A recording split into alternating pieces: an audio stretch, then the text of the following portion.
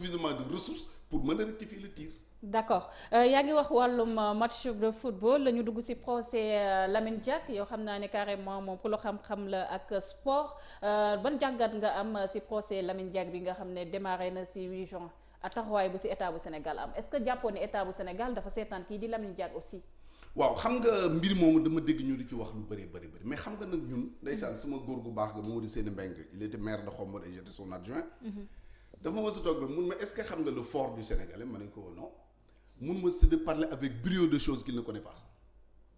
parler avec brio ba nga ni yee waa ji fekk la nga xamu ci dara xam nga souvent dinaa dégg ay nit ñuy wax ci kaw Lamine Diack di wax affaire racisme mënul nekk racisme bu ñu waxante dëgg rek parce que bu doon racisme tubaab yi bu ñu bañoon Lamine Diack nekk président de I2AF du ko doon ñu fal ko falaat ko am na 2 ou 3 mandats je ne sais plus man personnellement dem naa ba fekk ko mun naa ko. parce que quand même xëy na même bu dee ni sama toog ak moom bariwul njobootam am na ay doomam samay goro lañu samay xarit lañu vraiment séq nañu lu bari Khalil et tout ça on a de très bonnes relations j'en profite d'ailleurs di ko nuyu. donc tubaab bi bu doon racisme du ñu fal Lamine Diack te man bokk naa ci sénégalais yi nga xam ne yàgg nañu xam Lamine Diack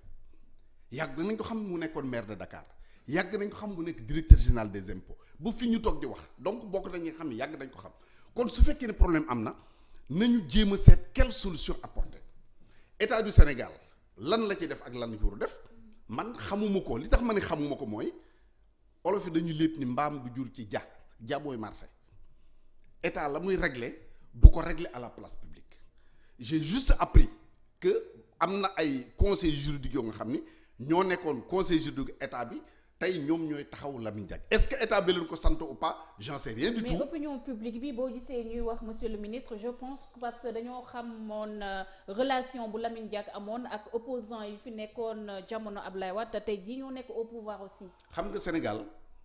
dañuy bëgg mbir bëgg le contraire on ne peut pas aimer une chose et son contraire ou bien affaire état la ñuy wax ou bien affaire parti politique la ñuy wax. c'est 2 choses différentes. donc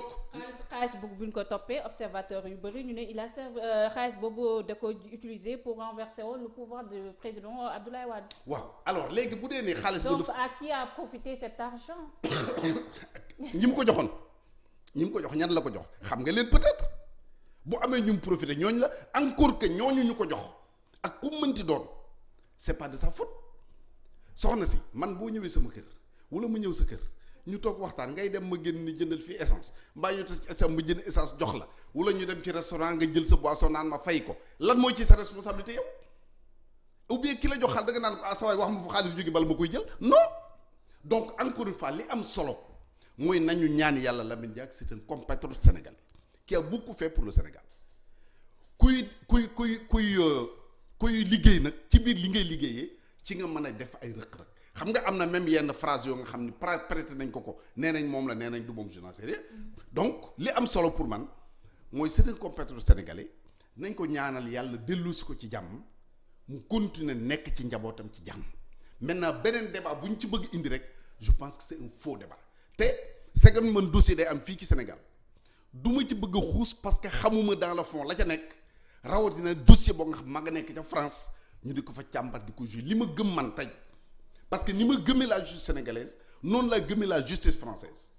li ma gëm mooy su fekkee ne li ñu koy toppee defu ko dañ ko bàyyi bu ñibbisi moo deful nag très sincèrement bëgg lu ko neex wala bëgg lu neex njabootam du tax ma ne deful te xaw ma ndax moo deful la deful en tout cas c'est un compatriote sénégalais maa ngi koy marquer ma solidarité maa ngi koy marquer mon soutien maa ngi koy ñaanal yàlla aussi yàlla mën ko dellu si ci jàmm foofu rek laa ci mën a yem. D'accord monsieur le ministre juste rappeler aux internautes qui nous suivent un peu partout sur une page Facebook Sénégal 7 wala si YouTube bi Sénégal 7 je suis avec le ministre Serigne Mbacké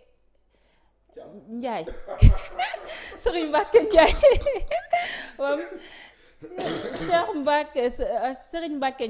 Serigne Mbacké Ndiaye d'accord c'est ça monsieur le ministre ñu xuus ba tey ci langum politique bi ñu wax ak ci nomination Moussa Sy le maire de Parcelles ci poste PCA bu port yow dafa mel ni lire naa sa benn post bi nga def sa page Facebook nga mel ni comme nomination boobu yaa ngi critiquer di sànni xeer ñi nga xam ne dañoo far ak pouvoir bi di critiquer cette nomination ban waaw xam nga mbir mu nekk. ku nekk dañ lay bàyyi ak sa cër.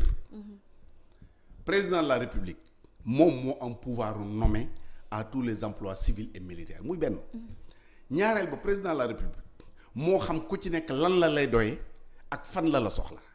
donc bu dee ne yow da nga ko doyloo nit ki mënoo ko doyloo ba pare bañ ko doyloo c'est pas possible ensuite critique yi ñu leen di def dafa tegul fenn xam man je suis à l'aise pour en parler parce que bokkuma ci. d'accord ñoom parce que yow say sa tweet bi yaa ngi mel ni comme kuy def apologie de la transhumance. lan mooy transhumance bonne question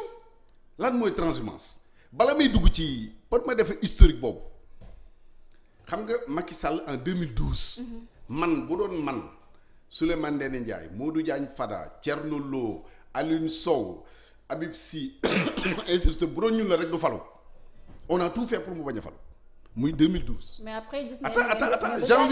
attends janvier kon xam nga ñun honnêtement reconnaître nañ lépp lu ñu mënoon def en toute légalité def nañ ko pour Macky bañ a falu. te jamono jooju déggoon nañ na Souleymane Ndéné Ndiaye lu mu waxoon ci transhumance yi waxoon il faut que dañ lay war a déglu bu ñu eggee ci loolu dinañ ci egg si bu yàkkamti xam nga saaga moom yàkkamti xeex la déglu rek. ñu ngi ñëw mais dama ne mandat 2012 ñun faluñu ko. mais bi muy dem mandat 2019. ñii ma la limal ñëpp ci ñi ko fal lañ bokk donte ku ci nekk benn carte nga amoon sax et puis xam nga boo leen di taxé transhumant moment boobu ñu leen dem ci élection yi ñi leen di attaqué tey moment boobu lañ leen wax bu leen ñëw dañu jàppale si parce que booba kum ci mënti doon demal Parcelles Assainies waa APR pour le cas de Moussa Sy bala ñu génn dañ naan ana Moussa ñëwal su meeting amee su Moussa ñëwul meeting du am ak ñeneen ak ñeneen ñi ñuy critiqué ñëpp ñay leen di critiqué tey dañ leen doon woo nañ leen kaay leen ñu ànd mais naka ngay waxee nit kaay ñu ànd fal suñu mbër ñu ànd fal mbër mi ba pare nga di ko bokkoo ci te ba ngeen di wuti yéen a àndoon loolu c'était en 2019 maintenant pour faire un peu l'historique parce que defe naa ni réew mi am na yoo xam il faut ñu ko fàttali. parce que yow ñu bëri sax sa image boo di seen incompréhension bu si am ce que mun naa ko waxee noonu dafa nekk par rapport ak sa parcours politique. xam nga ñi may critiquer ñan la. parce que def nga PDS def xam nga ñi may critiquer ñëwaat avec le parti réforme Abdou Rahim bi. Abdou Rahim Agne c'est comme ça non après nga ñëwaat PDS ñëwaat nekkaat ci Macky Sall comme allié. nañ ma baal dama soñ du ko APR na mais comme allié xam nga ñi may critiquer mooy ñaan ñi ma bëgg a am te mënuñu ma am. tey fii ma toog wax ni su ma annoncé woon nii à partir d'aujourd'hui dem naa dans l'opposition suba ñu di héros baa ngi nii kii mooy gaynde kii mooy waaji maa lank defuma ko xam nga lu may def. attends rek du ma la lan moo soo jaaxal monsieur le ministre nit yi yow à chaque fois opposition moom doo fay bëgg a toog de. mais man opposition rek laa xam. xam nga luy problème Sénégal dañu gis nit mu ni jum xamaluñ ko dara. je me rappelle y a un journal fàtte naa benn revue hebdomadaire la bu amoon quand Wade m'a nommé ministre chargé des affaires politiques confirme le dialogue avec l'opposition. Le journal a titré le facilitateur sorti de l'ombre. Amath Dansokho yàlla ko yore moom mu njëkk a woo ni ma tu as lu cet article ma di koy mun ma celui-là il te connaît pas je suis pas sorti de l'ombre politique gu Sénégal gi bu fi Ablaye Wade jàllee laa la wax nit defu fi lu ma fi def loolu lu ko ëpp te dama lay rappeler benn affaire Sénégal dañu accéder à l'indépendance en 1960 Senghor ànd ak le président Mamadou Dia seen première tâche c'était de démanteler l'opposition ñu tas PA yi avec Majmout Diop les Amath Dansokho les Seydou Sissoko ñi daw génn réew mi ñu jàppale def leen ci kaso bi ñu tas BMS de Cheikh Anta Diop Ablaye Wade ci BMS boobu la bokkoon yaa ngi dégg loolu disparaître de sorte que à partir de 1966 la ñu récupérer les responsables du PRA Sénégal c'était justement ki nga xam ne tey moom la beaucoup d'hommes politiques def yàlla entre guillemets c'est le président Amadou Mokhtar Mbow Senghor récupérer ko récupérer Assane Seck récupérer Abdoulaye Ly ak ñañu àndaloon xam nga nu ñu la doon tudde à l'époque les traîtres nous sommes en 1960 en 1966 pardon de 1966 à 1974 amatul woon opposition au Sénégal légale il y avait les clandestins les pays étaient restés un parti clandestin ceux qui sont aujourd'hui à And Jëf à l'époque étaient dans la clandestinité également jusqu'en 1974 Abdoulaye Wade génn créer le PDS bi mu ko créer je me rappelle comme si c'était aujourd'hui nous étions les jeunes du parti ñooñu doon wax ni faire de l'opposition légale au Sénégal c'est une trahison nationale nous sommes en 1974 75 76 ñuy dem ba jëmmi jamono Abdoulaye Wade dugg dans le gouvernement de Abdou Diouf LD dugg AJ dugg PA yi dugg ñu du leen tudde les entristes kon waxatuñu trahison mais les entristes lañ leen di tudde ñii toog ci biti di leen sànni xeer di leen tudde les entristes donc tey bu ñu demee ba jëmmi jamono fi ñu tëg di wax ñuy wax transhumance je dis qu'ils n'ont rien compris de l'histoire politique du Sénégal nit lan mooy tax mu dugg ci parti politique lan mooy tax mu def politique est-ce que da nga koy def parce que da nga bañ nit est-ce que da nga koy def parce que sa pouvoir personnel ngay wut ou bien da nga koy def parce que da nga bëgg a avancer sa réew moi je pense que troisième thèse boobu mooy bi gën a valable donc ñooñu noonu ñu doon critiquer ñii ñu leen ay traître lañu ñii ñu leen ay entristes lañu ñii ñu ne ay transhumants lañu pour la plupart des cas jàpp naa ni finalité bi benn la donc si aujourd'hui nit gis la xamul looy dox xamul lu gudd xamul lu bëccëg te xam nga lu ma neex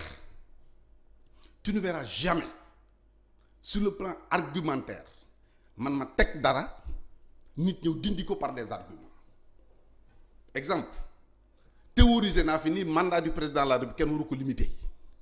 waaw loolu nga teg ko fan. waaw xam nga ñi ciy wax yëpp yow au moins laaj nga ma mais ñi mujj wax yëpp kenn indiwu ci argument teg dañ naan wuy Macky Sall la ko sant ñi naan wuy dafa bëgg Macky mooy troisième mandat ñii di ma saaga c'est le cadet de mes soucis xam nga lu tax ki nga xam ne dafa yor parti politique wala mu assumer ay responsabilités ñemewul jàkkaarloog yow amul argument bu mu teg en face de tes arguments sinon day yónnee ay xale ou bien mu dugg ci réseaux sociaux yi di nëbbutu di la saaga mais ki lay sànni xeer mi ngi ci sa ginnaaw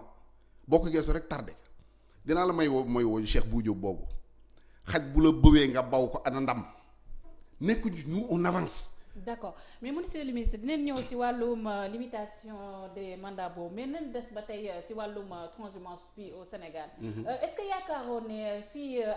nit yi le fait que ñuy critiquer les transhumants moo nekk c'est juste ñoom seen ay waxi démb ak seen ay waxi tey dafa méngewul donc yàlla ko souligner tout au début même groupuscule de personnes yi depuis 1960 ñooy gérer ba tey l'affaire de la cité mu nekk mbir boo xam ne lu doy waar aussi. mais du groupuscule mooy majorité sénégalais yi